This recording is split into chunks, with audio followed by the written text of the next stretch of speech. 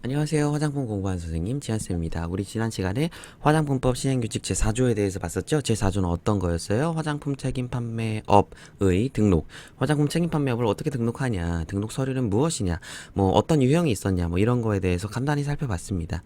이거는 그런데 제가 말씀을 드렸죠. 책임 판매업자 유형이 네 가지가 있는데 네 가지 중에 세 가지, 위에 세 가지, 이 세 가지 제조업자가 화장품을 직접 제조해서 유통 판매하는 거, 아니면은 제조업자에게 위탁해서 제조되는 화장품을 유통 판매하는 거, 아니면 수입된 화장품을 유통 판매하는 영업. 이 위에 세 가지의 경우에는 서류 내는 게 똑같았고, 제가 지난 시간에 강의한 게 맞았다. 하지만 마지막 유형 수입 대행형 거래 알선 수여, 이 영업에 대해서는 제가 서류가 간단했다, 간소화됐다. 그래서 이런 책임 판매업자는 좀 약간 번외다라고 제가 말씀드렸는데요. 어떻게 번외인지 제가 간단히, 또 책에서 또 이렇게 제가 상세히 다뤄놨더라고요. 예, 책 만든 지가 한 5개월이 넘어서, 그래서 이렇게 다뤘었나 뭐 기억도 가물가물했는데 정말 꼼꼼하게 제가 이렇게 해놨더라고요. 이렇게 품질 관리 시험 위탁 계약서에는 뭐가 들어가야 되는지 뭐 이렇게까지 상세하게 해놨더라고요. 그래서 정말 좋은 맥락이니까 한번 소개를 해드리려고 제가 가져왔고요.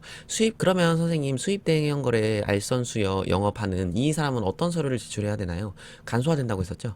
이 책판업자의 네 가지 유형 중 이 모든 서류를 갖추어야 되는 영업자는 1번부터 3번까지 영업자. 그럼 4번의 영업자는 어떻게 해야 하나요?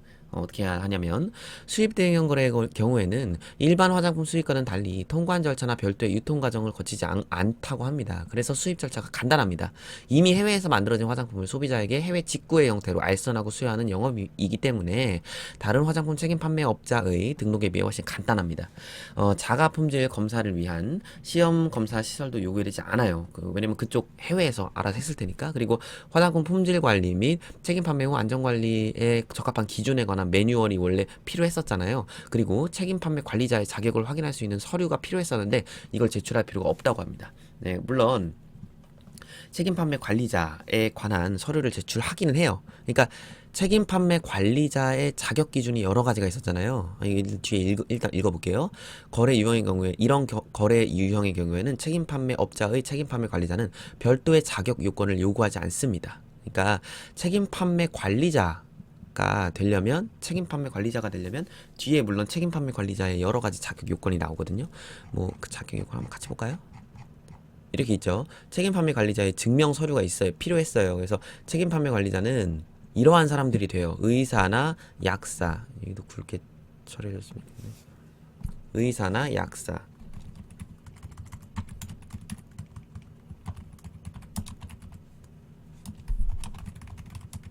의사나 약사가 필요했고요. 그리고 여기 이공계 학과 또는 향장학, 뭐 여튼 지금 보시면 이건 어차피 뒤에서 같이 볼 거예요, 저랑. 이것도 쉽게 외우는 방법이 있습니다. 이렇게 이런 사람들, 이런 까다로운 사람들만 책임 판매 관리자로 선임을 할 수 있다라고 법으로는 정해놨습니다. 정해놨는데, 근데 4번의 유형의 경우에는 이러한 책임 판매 관리자가 필요 없어요. 대신에 책임 판매 관리자는 아무나 할 수 있습니다. 4번의 유형의 경우에만 아무나 할 수 있습니다. 책임 판매 관리자는 별도의 자격 요건이 필요 없었습니다.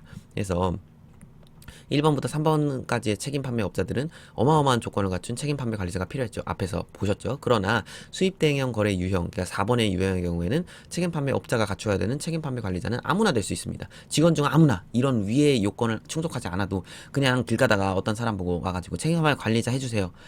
그런 거 요건 필요 없어요? 네, 상관없습니다. 앉으세요. 끝. 이렇게 되는 거예요. 직원 중 누구라도 될 수 있어요. 그래서 그냥 관리하는 사람이에요. 이 사람은 그냥 관리. 그리고 다른 유형과 마찬가지로 10인 이하의 사업장이라면 대표자가 직접 관리자가 될 수 있습니다. 이거는 다음 그 법령에서 같이 보면 되고요. 이 부분은 다음에 제가 해설해 드릴게요.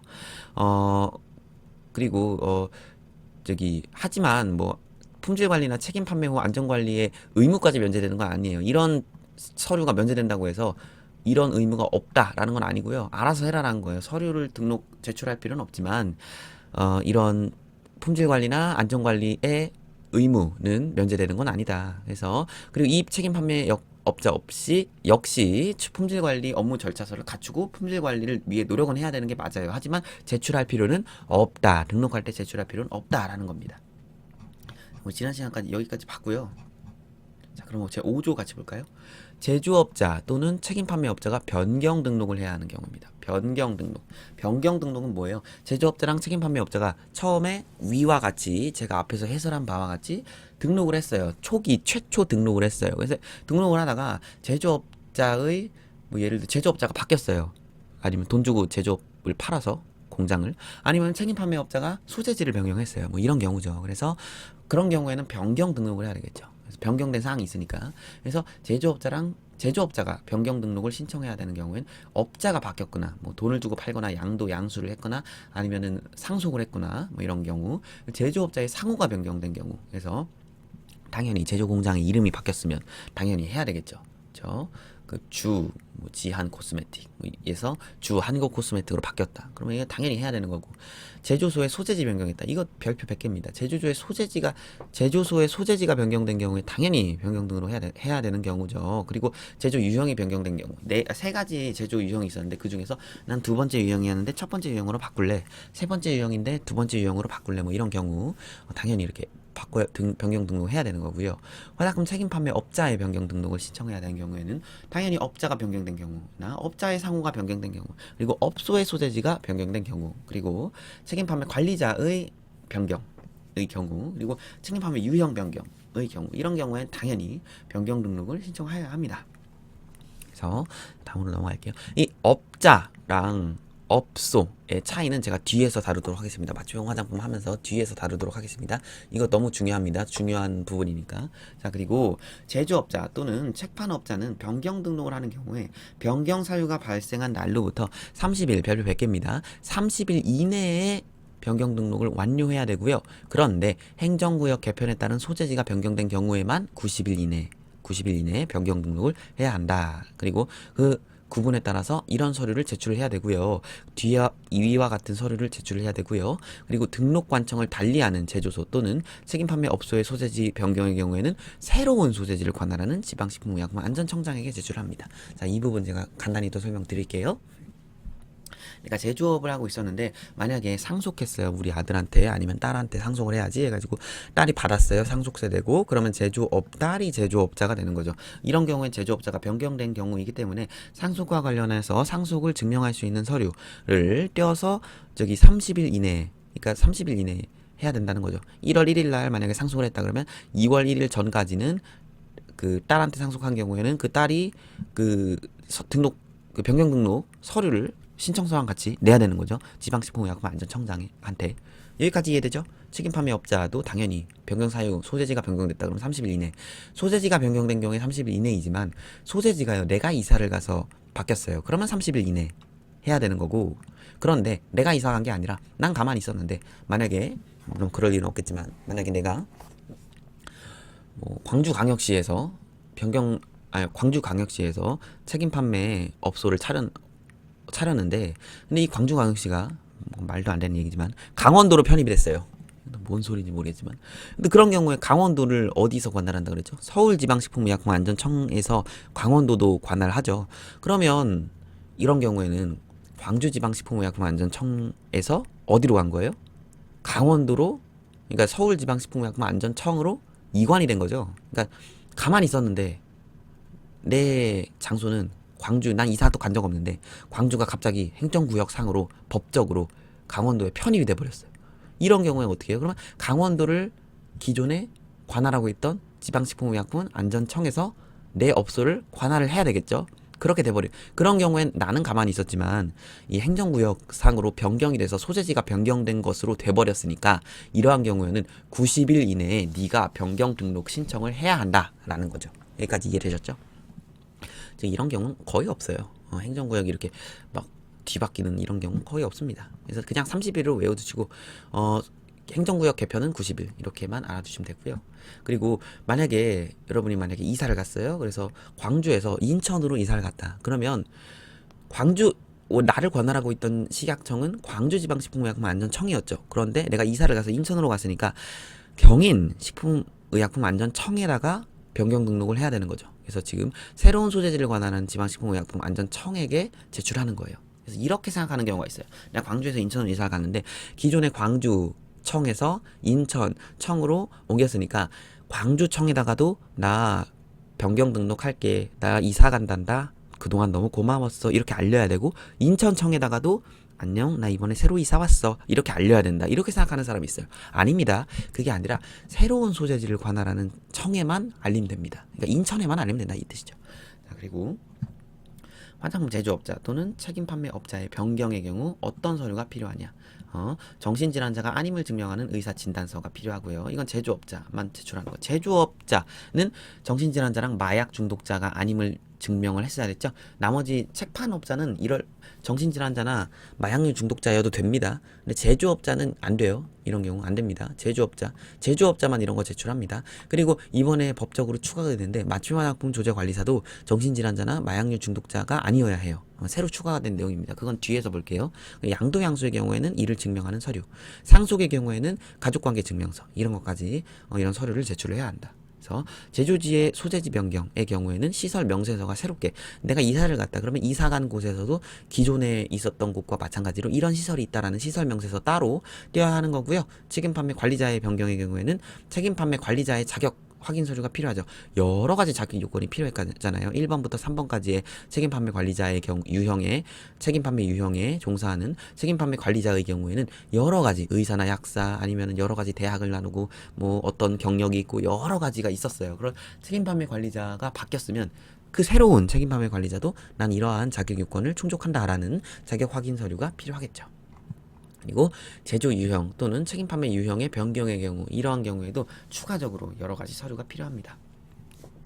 화장품의 포장만 하는 그러니까 여러 가지 화장품 제조업은 세 가지 유형이 있었어요. 첫 번째 직접 만든다. 두 번째 자기가 만든 것을 위탁 해가지고 책임 판매 업자한테 넘기는 사람 그리고 그러니까 위탁해주는 위수탁 그리고 세 번째는 1차 포장, 그러니까 충진만 하는 경우 이런 거죠. 그런데 세 번째의 유형, 세 번째의 제조 유형, 그러니까 화장품의 1차 포장만 하는 제조 유형인 제조업자가 화장품을 직접 제조하는 영업 또는 화장품의 제조를 위탁받아서 제조하는 영업, 그러니까 1번과 2번 유형으로 변경하려는 사람, 아니면 화장품을 직접 제조하는 영업 또는 제조를 위탁받아 제조하는 영업의 제조 유형을 추가하는 경우, 그러니까 유형을 추가한다. 1번이었는데 1번 플러스 2번을 한다. 뭐 이런 경우에 시설명세서가 필요합니다. 시설명세서는 왜 필요하냐?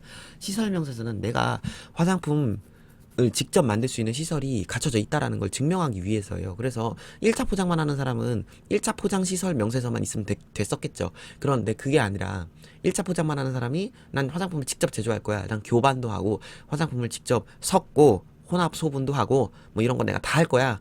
이렇게 하면 이런 시설이 갖춰져 있는지에 대해서도 내야 되겠죠. 그런 뜻이고요.